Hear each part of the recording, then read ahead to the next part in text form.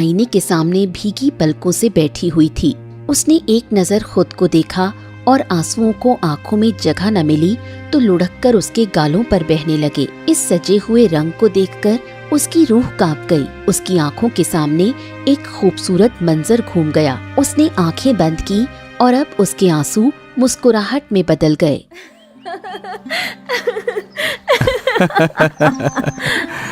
वाह, क्या बात है।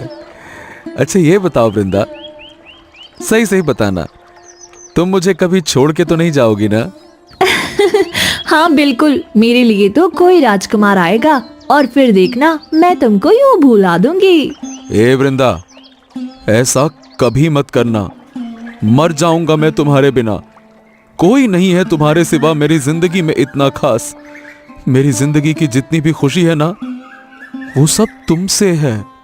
तुम्हारे बिना जीने का मैं सोच भी नहीं सकता। शक्ल देखो अपनी, ऐसा लग रहा है जैसे अभी रो दोगे। अरे मजाक कर रही थी। अब क्या मैं तुमसे मजाक भी नहीं कर सकती? इतनी छोटी छोटी बात पे रोने बैठ जाते हो बच्चों की तरह। अब देखो वृंदा, तुमसे जुड़ी कोई भी बात मेरे लिए छोटी नहीं होती है और मैं सपने में भी तुमसे दूर नहीं होना चाहता। इसीलिए आइंदा तुम ऐसा बोली, मैं पूरे 3 दिन तुमसे बात नहीं करूंगा। हाँ नहीं तो बड़ी आई मुझे छोड़कर राजकुमार से शादी करेगी। करके दिखाओ, फिर मैं बताता हूँ। हाँ नहीं तो 3 दिन के बाद कर लोगे ना? हाँ, 3 दिन के बाद कर लूंगा, क्योंकि 3 दिन भी मेरे लिए बड़े मुश्किल होंगे। और कभी सोचना भी मत 3 दिन के लिए बात करना छोड़ दोगी। मैं नहीं छोड़ने वाला। वो तो बस मैंने ऐसे ही मतलब कहते कहते कह दिया, कहावत के तौर पे। सही सही में नहीं करूंगा। हाँ नहीं तो ध्रुव, मैं भी तुमसे दूर नहीं रह सकती। हमारा 7 जन्मों का साथ है, ऐसे इतनी आसानी से नहीं टूटेगा। बहुत समय बिताया है साथ में। अब दोनों में से एक भी अलग हुआ तो जान दोनों की जाएगी। दरवाजे की आहट से बृंदा सोच से बाहर आती है और खुद को फिर से आईने के सामने देखकर रोने लगती है। उसकी माँ सुमित्रा उसके पास आती है। माँ को देखकर वो आंसुओं को छुपाती है। चलो बेटा, बाहर आ जाओ, सब लोग आ गए हैं, तुम्हारा इंतजार कर रहे हैं। तुम्हारे पिताजी तुमको बुला रहे हैं। ये सुनकर बृंदा की आंखों से और तेजी से आंसू बहने लगे और बृंदा उनको छुपाने की नाकाम कोशिश करती रही। उसकी माँ भी परेशान हो गई। बृंदा, मैं जानती हूँ तुम ये शादी नहीं करना चाहती, परंतु मैं बहुत मजबूर हूँ। कहने के लिए तुम्हारी माँ हूँ, परंतु तुम्हारे पिताजी के सामने अपनी जुबान नहीं खोल सकती। तुम तो जानती ही हो ना उनका गुस्सा, उनके सामने कोई बोल ही नहीं सकता। बृंदा तड़प तड़प कर रोने लगी और सुमित्रा उसको गले लगा लेती है। माँ, मैं नहीं जी पाऊंगी उसके बिना, और वो भी मेरे बिना नहीं जी सकता। आप तो जानती हो ना वो मुझसे कितना प्रेम करता है। मैं उसको छोड़ के किसी और से विवाह कैसे कर सकती हूँ? मैंने उससे वादा किया था उसके सिवा किसी और से विवाह नहीं करूंगी।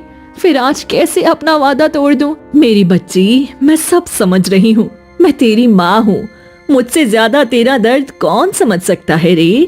अब इससे पहले कोई ऊंच नीच हो जाए, बाहर चलो। तुम्हारे पिताजी को गुस्सा आ गया तो घर में तूफान आ जाएगा। बृंदा माँ के साथ कमरे से बाहर आती है। गांव के जमींदार हरि अपनी पत्नी और बेटे अंशुल के साथ उनके घर पर बैठे हैं। अंशुल एक नजर बृंदा पर डालता है और एक शातिर मुस्कुराहट उसके होठों पर आती है। ये आ गई वृंदा। आओ बेटा, आओ आओ आओ। तुमने तैयार होने में ही बहुत समय लगा दिया। देखो, जमींदार जी कब से यहाँ पर बैठकर तुम्हारी प्रतीक्षा कर रहे हैं। तुम्हारी सास भी अपनी होने वाली बहू को देखने के लिए उत्सुक थी। आजा बेटा, आजा, यहाँ बैठ जा, आजा। बृंदा चुपचाप वहाँ बैठ जाती है और उसकी मर्जी जाने बिना उसका विवाह तय हो जाता है। एक नजर उसने अंशुल पर डाली और उसको देखकर उसके दिल में ध्रुव का ख्याल आया। काश आज अंशुल की जगह यहाँ पर ध्रुव बैठा होता। तो देखो रघुवीर भाई, हमें आपकी बेटी पसंद आई। बधाई हो आपको। और इसी महीने हम अपने बेटे की शादी करवाना चाहते हैं। और देखिए भाई, हमको क्या है कि ये लंबे लंबे रिश्ते पसंद नहीं आते। मतलब रिश्ता हुआ तो ब्याह कर दो, चट मंगनी पट ब्याह। मेरा तो सीधा है हिसाब। भाई साहब, ऐसी भी क्या जल्दी, थोड़े दिन रिश्ता रहेगा, एक दूसरे को जानेंगे पहचानेंगे, रिश्ता मजबूत होगा। हमारे गांव में तो 2-3 साल तक रिश्ता रहता है। ये सुनकर जमींदार की भवें तन गई और रघुवीर समझ गए कि सुमित्रा ने इतना कड़वा जवाब क्यों दिया है। रघुवीर अपनी पत्नी की बात को संभालते हुए बोले, अरे वो क्या है जमींदार जी कि अब एक ही तो बिटिया है, तो बस सोच रहे थे कि थोड़े दिन और घर में रह लेती तो अच्छा होता। हर माँ बाप यही चाहते हैं कि बिटिया उनके साथ रहे, लेकिन ऐसा होता कहाँ है। खैर, आप कोई फिक्र ना करें, जो समय आप हमें देंगे उसमें हम शादी कर देंगे, कोई दिक्कत नहीं है।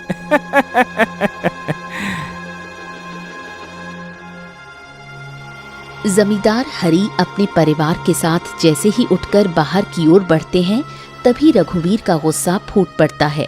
उनकी आंखों में आग जल रही थी, नसें तन चुकी थीं। ये सुमित्रा, ये तुमने क्या कहा था? मैंने तुम्हें कितनी बार समझाया है कि जमींदार के सामने ऐसी कोई बात मत कहना जिससे उन्हें हमारे ऊपर शक हो जाए। तुम अपनी जबान पे कुछ देर के लिए ताला नहीं लगा सकती क्या? अरे एक भी शब्द गलत पड़ गया ना तो ये रिश्ता टूट सकता है, समझती क्यों नहीं हो तुम? सुमित्रा डर और बेबसी के बीच खड़ी थी। उसकी आवाज कांप रही थी, पर माँ का दिल अपनी बेटी के लिए चुप कैसे रहता। मैंने कौन सी बड़ी बात कह दी जी, बस इतना ही तो कहा कि इतनी जल्दी करने की क्या जरूरत है। हमारी बेटी अभी शादी के लिए तैयार भी नहीं है। अगर थोड़ा वक्त मिल जाता तो वह मानसिक रूप से थोड़ा संभल जाती। इतना सुनते ही रघुवीर का गुस्सा और भड़क उठा। वो सुमित्रा की तरफ एक कदम बढ़ाता है। उसकी आंखों में नफरत और हठ दोनों साफ झलक रहे थे। अच्छा, तो ये है तेरी सोच। तुम चाहती हो कि वो ध्रुव जैसे नालायक लड़के से प्रेम करे और उसी से शादी कर ले। मैं सब समझता हूँ सुमित्रा, सब। पर मेरी बात भी कान खोल के सुन ले साफ साफ। मैं उस नालायक को कभी भी अपना दामाद नहीं बनाऊंगा, मतलब नहीं बनाऊंगा। इतनी देर से चुप खड़ी वृंदा अब और सह नहीं पाई। वो कांपते कदमों से अपने पिता के सामने आ गई। आंखों से आंसू लगातार बह रहे थे। ऐसा मत करिए, भगवान के लिए ऐसा मत करिए। मैं उससे बहुत प्रेम करती हूँ, मैं उसके बिना नहीं रह सकती। आप मेरी शादी उसी से कर दीजिए। कुछ तो मुझ पर तरस खाइए पिताजी। वृंदा की हर एक सिसकी उस कमरे में गूंज रही थी, मगर रघुवीर का दिल पत्थर हो चुका था। मुझे तुमसे एक भी शब्द नहीं सुनना है, एक भी नहीं, मतलब एक भी नहीं। भाई, मेरी गांव समाज में बहुत इज्जत है और तुम्हारे इस ये प्रेम के चक्कर में मैं अपना मान सम्मान मिट्टी में नहीं मिलाऊंगा। मैंने जो कह दिया सो पत्थर की लकीर है। वो तुम्हारी जिंदगी का फैसला है और वही तुम्हारा भविष्य है। बस तुम्हारी शादी जमींदार के बेटे अंशुल से होगी, मतलब होगी। अब इस बात पर कोई बहस और बात नहीं होगी। इतना कहकर रघुवीर गुस्से में वहां से चला गया। उसके जाते ही वृंदा जैसे टूट गई। वो वहां जमीन पर बैठ गई। उसकी सिसकियां अब चीखों में बदल चुकी थीं। आंसुओं की धार जमीन पर गिर रही थी, मानो उसका दिल पिघल पिघल कर बह रहा हो। सुमित्रा अपनी बेटी को सीने से लगा लेती है। बस कर बेटी, बस कर। मैंने तुम्हें पहले ही कहा था, तुम्हारे पिताजी कुछ नहीं सुनने वाले। वे अपनी जिद पर अड़े हैं। गांव समाज मान सम्मान, इनकी नजर में हमारी और तुम्हारी कोई अहमियत नहीं रह गई है। माँ, पिताजी मेरे साथ ऐसा क्यों कर रहे हैं? वो जानते हैं कि मैं ध्रुव से कितना प्रेम करती हूँ। सब जानकर भी वो अनजान बने हुए हैं। क्या मेरा प्यार इतना बड़ा गुनाह है माँ? सुमित्रा के पास कोई जवाब नहीं था। अब मैं क्या करूँ बेटी, मैं चाहकर भी कुछ नहीं कर सकती हूँ। माँ बेटी एक दूसरे से लिपटकर फूट फूट कर रोती रहीं और यूं ही आंसुओं के बीच कुछ वक्त चुपचाप बीत गया। रात गहरी हो चुकी थी। पूरा घर नींद की आगोश में था, लेकिन वृंदा की आंखों में नींद नहीं, बस आंसू थे। उसके कांपते हाथों में एक कागज और कलम थी। कागज पर कलम रखते ही उसकी उंगलियां कांप गईं। ध्रुव, मेरे माता पिता नहीं माने। मैंने बहुत कोशिश की, रोई, किड़किड़ाई, लेकिन मेरे आंसुओं की उन्हें कोई कीमत नहीं लगी। पिताजी ने मेरी शादी जमींदार हरि के बेटे अंशुल से तय कर दी है। मैं मजबूर हूँ ध्रुव, इतनी मजबूर कि अब तुम्हारे सामने आने की हिम्मत भी नहीं बची। मुझे भूल जाना, ऐसे भूल जाना जैसे मैं कभी तुम्हारी जिंदगी में थी ही नहीं। अब तुम मेरा इंतजार मत करना, मैं उस पुलिया पर दोबारा कभी नहीं आऊंगी। अगर कभी मेरी याद आए तो समझ लेना कि कहीं दूर कोई वृंदा तुम्हारे नाम पर आज भी रो रही होगी। पर अब ये आखिरी बार है, तुम्हारी वृंदा। खत पूरा होते होते वृंदा का दम घुटने लगा। उसने खत को सीने से लगाया और ऐसे रोई जैसे दिल बाहर निकल आएगा। माफ कर देना ध्रुव, मैं वादा नहीं निभा पाई। सुबह की हल्की रोशनी फैल चुकी थी। वृंदा धीरे धीरे घर के बाहर आकर खड़ी हो गई। हाथ में वही खत था जो उसकी पूरी जिंदगी का दर्द समेटे हुए था। तभी सामने से एक छोटा सा बच्चा गुजरता है। वृंदा उसे बुलाती है। अरे सुनो, तुम्हारा नाम क्या है? मेरा नाम कन्हैया है दीदी, कहिए ना क्या बात है। वृंदा झुककर उसके हाथ में खत देती है। ये खत एक लड़के को देना है, नाम है ध्रुव। वो रोज नदी के किनारे बनी पुलिया पर आता है, वहीं मिल जाएगा, बस उसे दे देना। हाँ हाँ ठीक है ना दीदी। कन्हैया वहाँ से चला जाता है और वृंदा वहीं खड़ी रह जाती है, जैसे उसकी आत्मा उसी खत के साथ चली गई हो। उधर नदी के किनारे पुलिया पर ध्रुव बैठा हुआ था। आंखें बार बार रास्ते की ओर जा रही थीं। ओ हो, आज देर कहाँ हो गई? अब तक तो वृंदा को आ जाना चाहिए था। तभी कन्हैया उसके पास आया। ओ भैया, ये खत ना मुझे वृंदा दीदी ने दिया है, लीजिए। वाह, मैं तो उसी का इंतजार कर रहा था और ये देखो खत आ गया। चलो कोई बात नहीं, लाओ। कन्हैया चला गया। ध्रुव खत खोलता है। जैसे जैसे वो पढ़ता है उसके चेहरे का रंग उड़ता चला जाता है। हाथ कांपने लगते हैं। आंखों से आंसू सीधे कागज पर गिरते हैं। नहीं नहीं नहीं नहीं नहीं नहीं, ऐसा कभी नहीं हो सकता।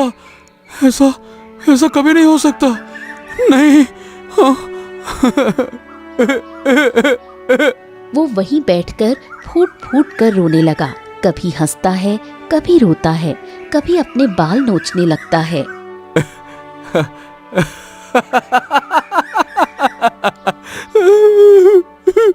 ऐसा कभी नहीं हो सकता। नहीं नहीं नहीं नहीं, तुम नहीं आओगी, तुम नहीं जाओगी, तुम नहीं आओगी, तुम नहीं जाओगी, तुम मुझे भूल जाओगी। नहीं नहीं, तुम मुझे नहीं भूल सकती। पर तुम मुझे भूल क्यों जाओगी? तुम मुझे कहाँ से भूल सकती हो? नहीं नहीं नहीं, तुम कैसे भूल सकती हो? नहीं नहीं, तुम नहीं भूल सकती। मैं वृंदा, तुम ऐसे कैसे कर सकती हो? वृंदा। अचानक वो उठता है, बिना कुछ सोचे समझे दौड़ पड़ता है। पुलिया, नदी, रास्ता कुछ नहीं दिखता, बस एक ही ख्याल, वृंदा। ध्रुव पागलों की तरह दौड़ता हुआ वृंदा के घर के दरवाजे पर पहुंचा। हांफता हुआ, बिखरा हुआ, आंखों में आंसू और चेहरे पर बेबसी। उसने जैसे ही आंगन में कदम रखा, सामने रघुवीर खड़ा था।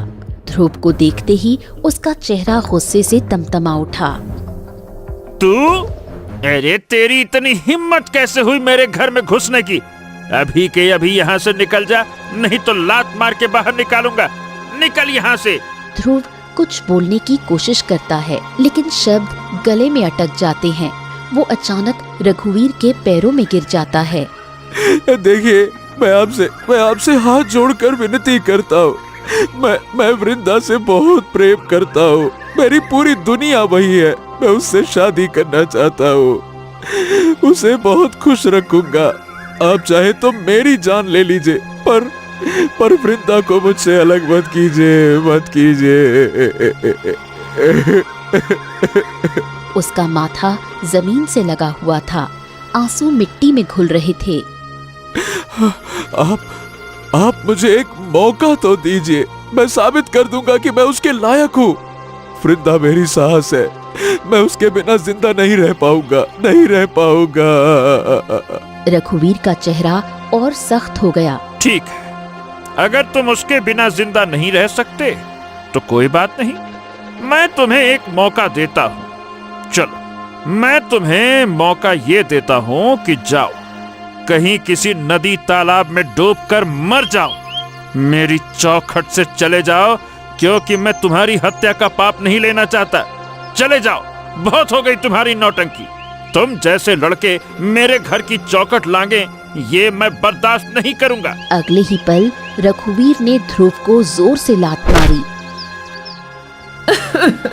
ये बच्चे एक दूसरे से प्रेम करते हैं, इनका प्यार सच्चा है। एक बार तो सोच लीजिए, इन्हें एक मौका दे दीजिए। रघुवीर ने पलटकर सुमित्रा को घूरा। चुप रहो, तुम एकदम चुप। तुम्हारी वजह से ही ये सब कुछ हो रहा है। तुमने ही इसकी इतनी हिम्मत बढ़ाई है। चुपचाप अंदर चली जाओ अभी के अभी, वरना अंजाम अच्छा नहीं होगा। अंदर जाओ। सुमित्रा मजबूरी में अंदर चली गई। रघुवीर ध्रुव को बालों से पकड़कर घसीटता हुआ बाहर ले आया। ओए लड़के, मेरी बात सुन, कान खोल के सुन ले। दोबारा इस घर के आसपास भी दिखा ना तो तेरी टांगे काट दूंगा मैं। तुम जैसे आवारा लड़कों की अकल कैसे ठिकाने लगानी होती है, मुझे अच्छे से पता है। निकल यहाँ से। ध्रुव जमीन पर पड़ा हुआ रोता रहा। तभी रघुवीर घर के बीच खड़ा होकर जोर से ऐलान करता है। सुन लो सब, कुछ भी हो जाए, दोनों की शादी कभी नहीं होगी। और हाँ, कल ही वृंदा की शादी है, अभी से तैयारी शुरू करो, बस। उधर कमरे की खिड़की से ये सब वृंदा देख चुकी थी। उसकी आंखों के सामने अंधेरा छा गया। वो वहां जमीन पर बैठ गई और फूट फूट कर रोने लगी।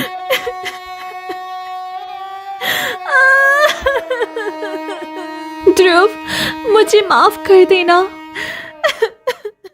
अगले ही दिन ढोल नगाड़ों की आवाज के बीच वृंदा की शादी अंशुल से हो गई।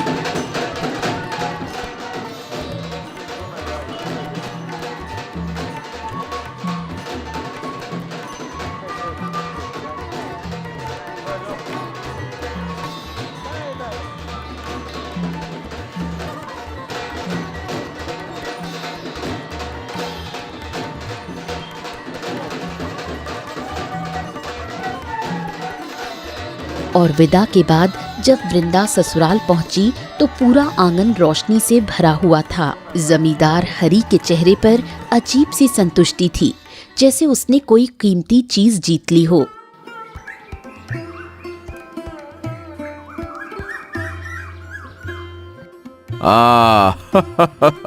चलो अच्छा हुआ, आखिरकार बहू घर आ ही गई। अब तो खुश हो ना, अब कोई गलत कदम मत उठाना। मैंने तुम्हारी इच्छा पूरी कर दी बेटा।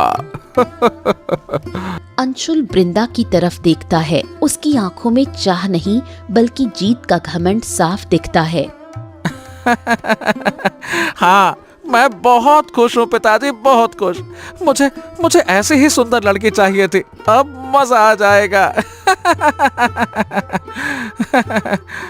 जमींदार और अंशुल आपस में हंस हंस कर बातें करते रहते हैं, लेकिन वृंदा बिल्कुल चुप रही। न कोई जवाब, न कोई भाव। वो सिर झुकाकर चुपचाप अपने कमरे में चली गई। ऐसे ही कुछ दिन बीत गए। वृंदा चुपचाप घर के सारे काम करती रहती, लेकिन उस घर की दीवारें उसे हर दिन और डराने लगी। एक दिन काम करते करते वो एक बंद कमरे के पास पहुंची।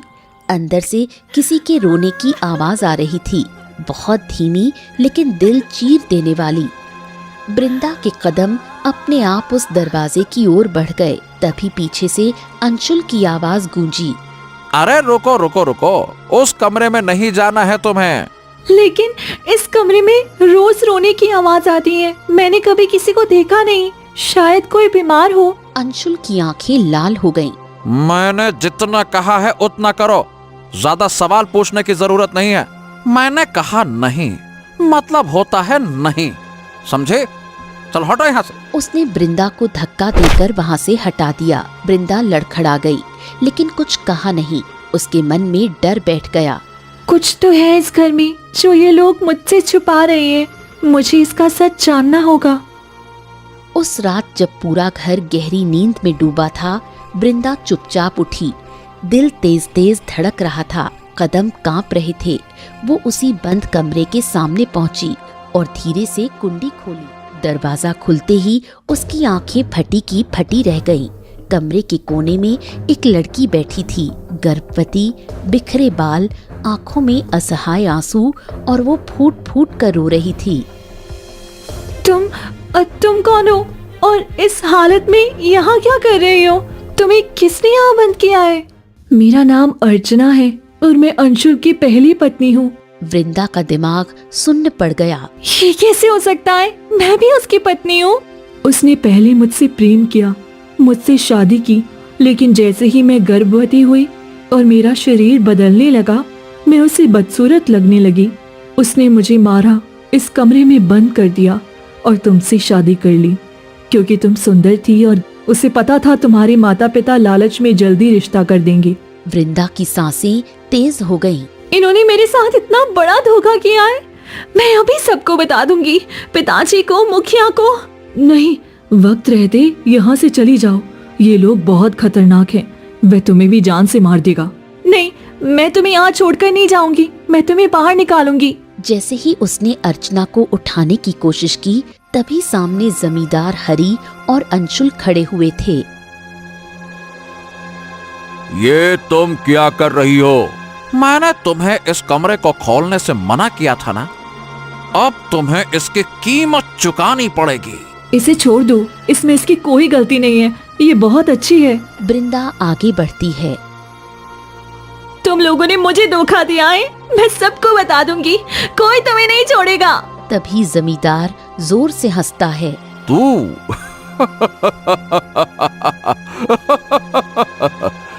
तू मामूली लड़की है, भला हमारा क्या बिगाड़ लेगी? वो अंशुल की तरफ देखता है। सुन अंशुल, बेटा इसे काबू में रख। ये बात घर से बाहर नहीं जानी चाहिए, समझा? अंशुल वृंदा को खींचता है।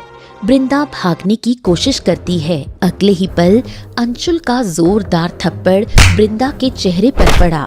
वृंदा पीछे गिरी, उसका सिर पत्थर से टकराया और उसके सिर से खून बहने लगा और वृंदा ने वहीं दम तोड़ दिया। जमींदार और अंशुल दोनों सन्न रह गए। उसी खामोशी के बीच अर्चना दीवार से लगकर धीरे धीरे पीछे खिसकती है।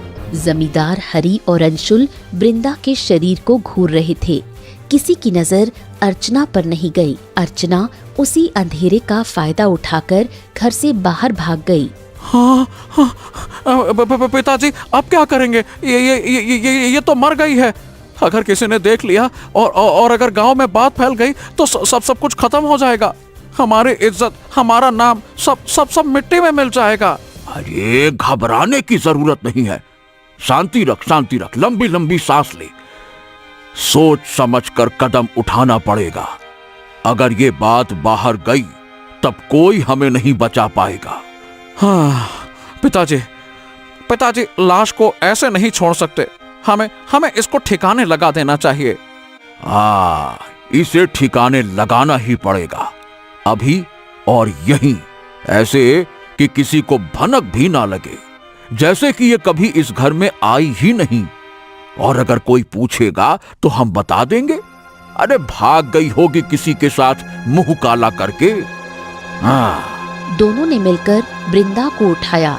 जिस लड़की को बहू बनाकर लाए थे, अब उसी से ऐसे डर रहे थे जैसे वो जिंदा होकर सच बोल देगी। उन्होंने उसे घर के एक सुनसान हिस्से में छुपा दिया। उधर अर्चना भागते भागते हांफती हुई रघुवीर के घर के सामने गिर पड़ी। कौन हो तुम और इस वक्त मेरे घर के सामने क्यों पड़ी हो?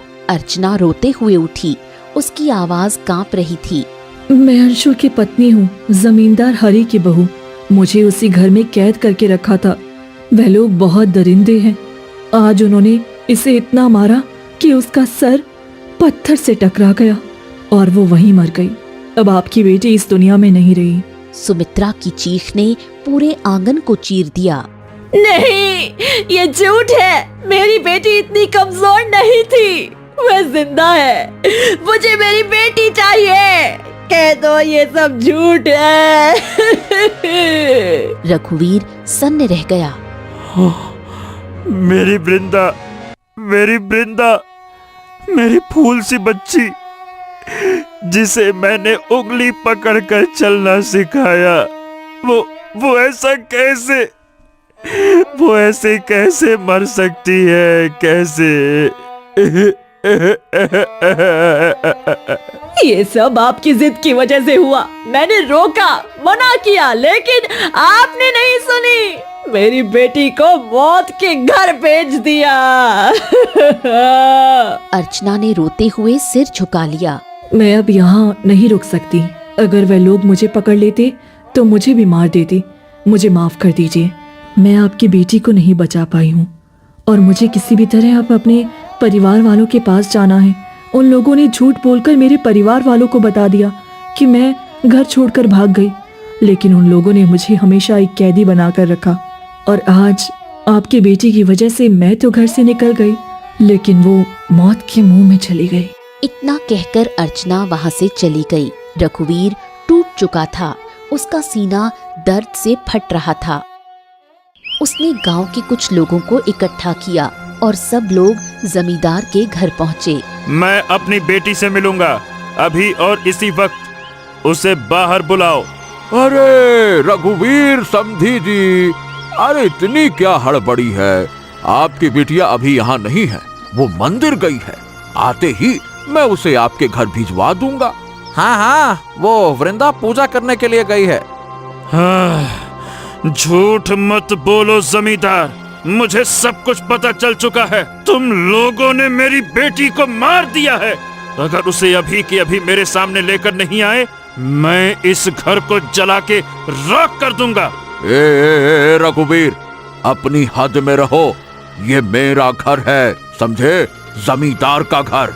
फिर रघुवीर जोरदार थप्पड़ जमींदार के चेहरे पर मारता है। तभी मुखिया बीच में आता है। बस रुको, ये बताओ, तुम लोगों ने हमारे गांव की बेटी के साथ में क्या किया है? अगर सच नहीं बताया तो पंचायत में तुम लोगों की खैर नहीं होगी। हमें जानकारी मिली है कि तुमने हमारी बेटी को जान से मार दिया है। अब सच सच बताओ। देखिए, वो खुद गिर गई थी, हमने कुछ नहीं किया। वो घर के अंदर है। सब गांव वाले अंदर जाते हैं और वहां घर के सुनसान कोने में वृंदा की लाश पड़ी थी। रघुवीर दौड़कर उसके पास पहुंचा और पागलों की तरह रोने लगा।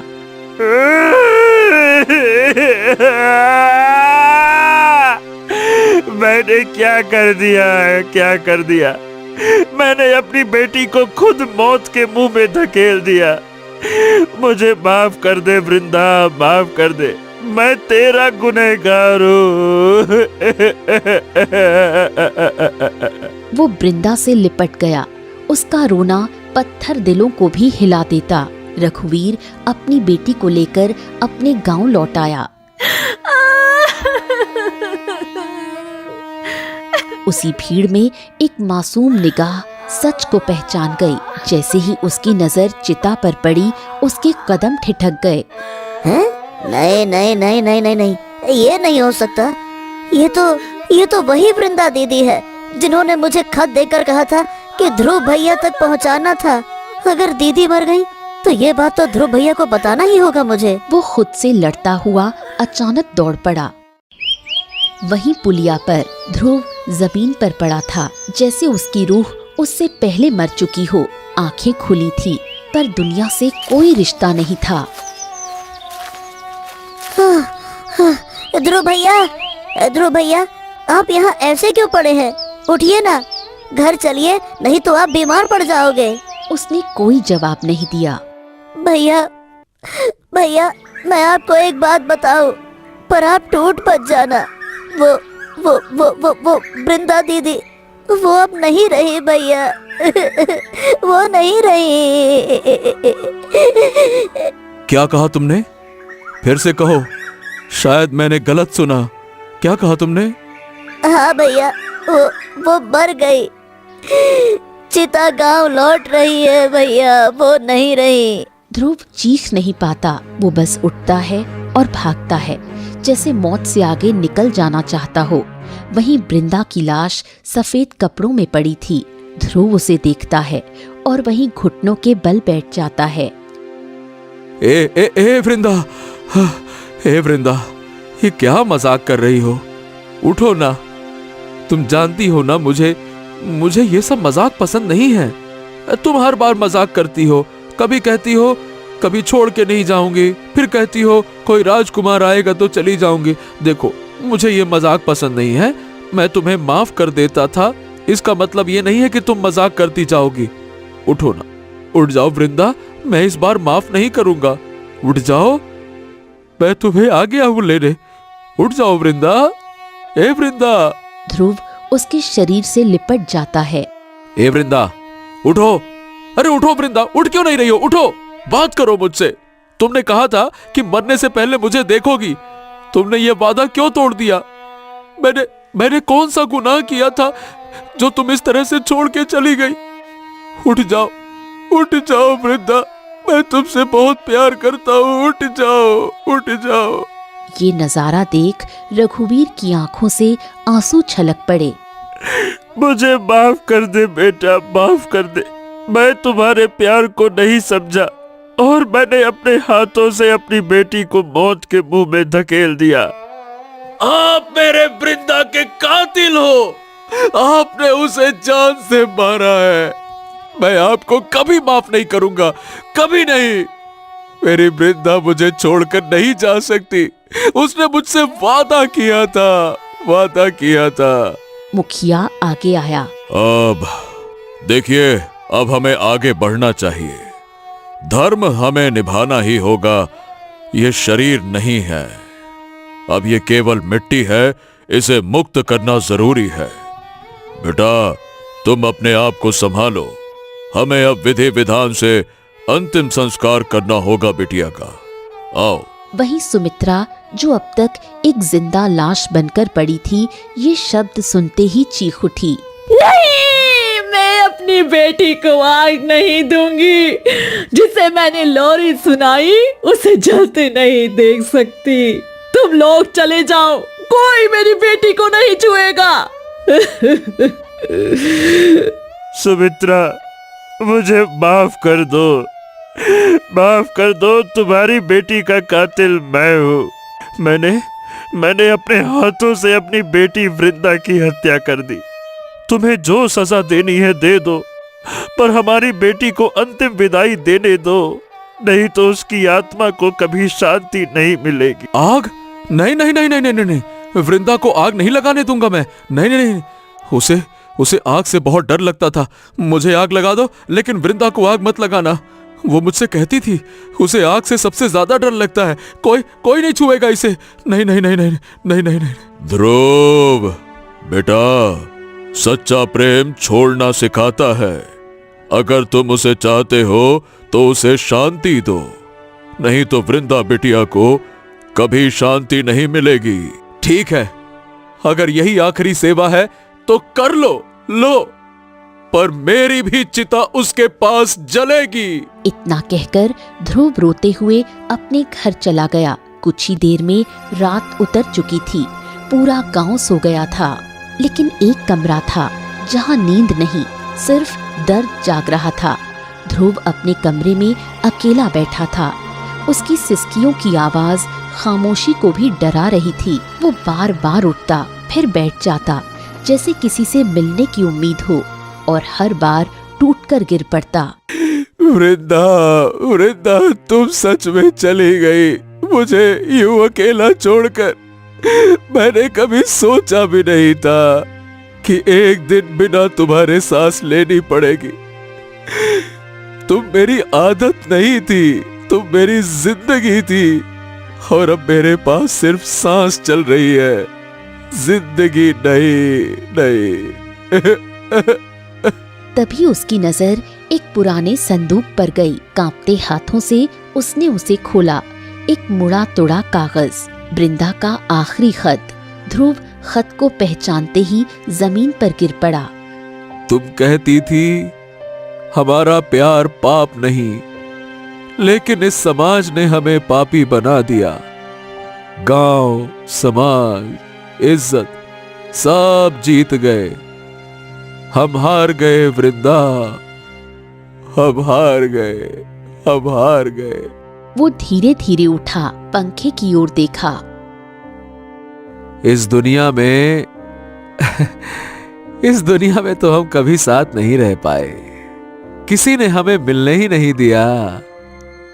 लेकिन पता है, हे वृंदा, ऊपर कोई गांव नहीं होगा, कोई समाज नहीं होगा। वहां सिर्फ तुम और मैं होंगे। वहां हमें कोई रोक नहीं सकेगा मिलने से। हाँ, मैं आता हूं वृंदा, मैं आ रहा हूं। हाँ, मैं आ रहा हूं।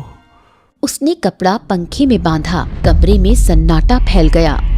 एक और जिंदगी खामोशी से खत्म हो गई। सुबह होते ही गांव में खबर आग की तरह फैल गई। ध्रुव ने फांसी लगा ली। मुखिया ये सुनते ही सन्न रह गया। वो बिना वक्त गंवाए रघुवीर के घर की ओर दौड़ पड़ा। रघुवीर, अब एक और चिता जलेगी। ध्रुव भी चला गया। ये सुनते ही रघुवीर का चेहरा पत्थर सा हो गया। उसके पैरों तले जमीन खिसक गई। वो वहीं बैठ गया। नहीं नहीं नहीं नहीं, ये नहीं हो सकता। ये मैंने क्या कर दिया? मैंने 2 जिंदगियां खत्म कर दी। एक मेरी बेटी और एक वो लड़का जो उसे जान से ज्यादा चाहता था। इन दोनों का हत्यारा मैं हूँ। मैंने सोचा था बड़े घर में बेटी जाएगी, खुश रहेगी, कुछ दिन में अपने प्रेम को भूल जाएगी। मैंने उसका भला करने के चक्कर में उसकी दुनिया ही मिटा दी। सुमित्रा चीख पड़ी। आपने क्या कर दिया जी? आपने 2 दिलों को मार डाला, 2 जिंदगियां बर्बाद कर दी। मेरी बेटी तो चली गई, लेकिन उस लड़के ने आपकी बेटी के बिना जीने से इनकार कर दिया।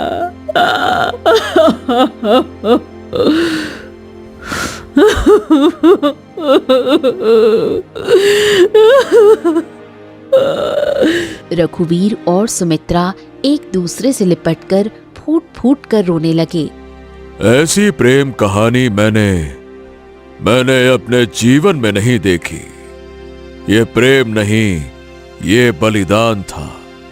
अब धरती पर ऐसा प्रेम दोबारा कभी जन्म नहीं लेगा, कभी नहीं।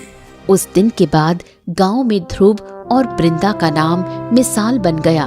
लोग कहते हैं, अगर प्रेम करना हो तो ऐसा, जो मौत के बाद भी जिंदा रहे।